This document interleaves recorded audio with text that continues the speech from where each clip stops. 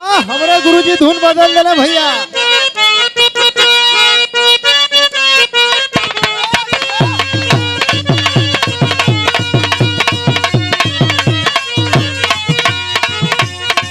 ये हमारे जितेंद्र भैया खातिर बा कहना कहीं तरी कुछ बदल के लिए आवा हमके लिए ठीक है आवत है। कौनो मेहरारू के शादी भइल भैया भोर हो गई। जब भोर हो गई तब भोर के समय में राउर सब जानत बाणी की मूड मिजाज का होला। तू मेहरारुआ कहत अपने सैया से कैसे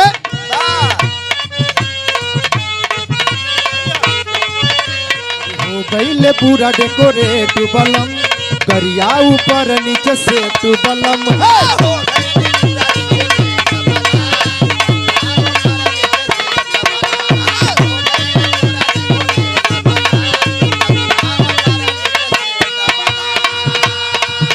गुरुजी एक गीत के हमरे उपेंद्र गुरुजी बहुत लहा के गावेले।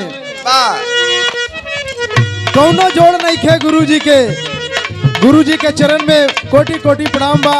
ये गीत ई लहजा हम अपने बउरवा में हमारे गुरुजी आयल हले उपेंद्र लाल यादव हम उनके गुरु मानीला सम्मान देला। वही जैसे गीत हमारे मूड मिजाज में जम गई। कैसे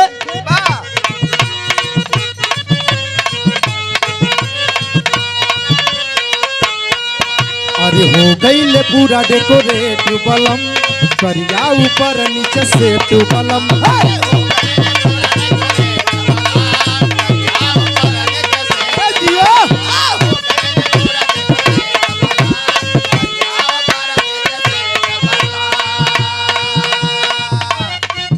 अरे हो गईले पूरा डेकोरेट बलम करिया ऊपर नीचे से तू बलम।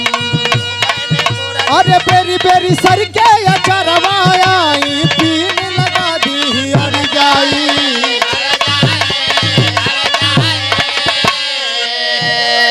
तुझ कैसे अरे हो गईले पूरा डेकोरेट बलम करिया ऊपर नीचे से तू बलम।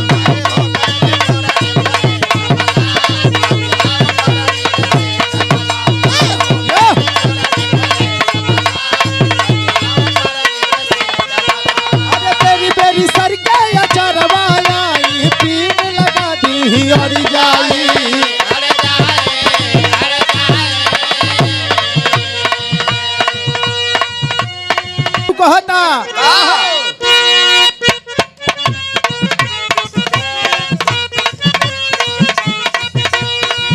अरे हो गईले पूरा डेकोरेट बलम करिया ऊपर नीचे से तू बलम।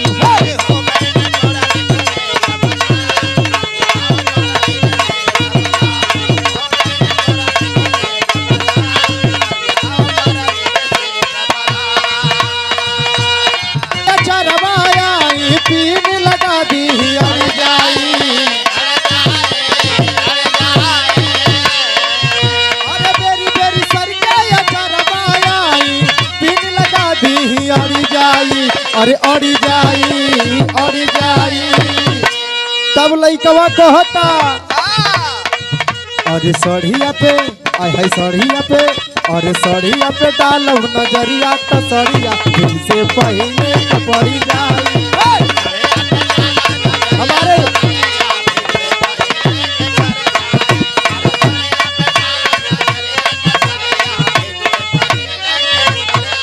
चलिए हमारे बड़े भैया जितेंद्र भैया की तरफ से 501 रुपये का पुरस्कार मोबाइल पर मिलल। भैया के चरण में कोटि कोटि प्रणाम बा। बहुत आशीर्वाद मिले जितेंद्र भैया की तरफ से।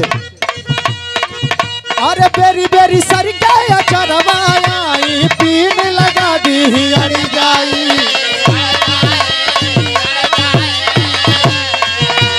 तब लइकवा कहता अरे सड़िया पे डालब नजरिया तो सड़िया से पहले के पड़ी जाई।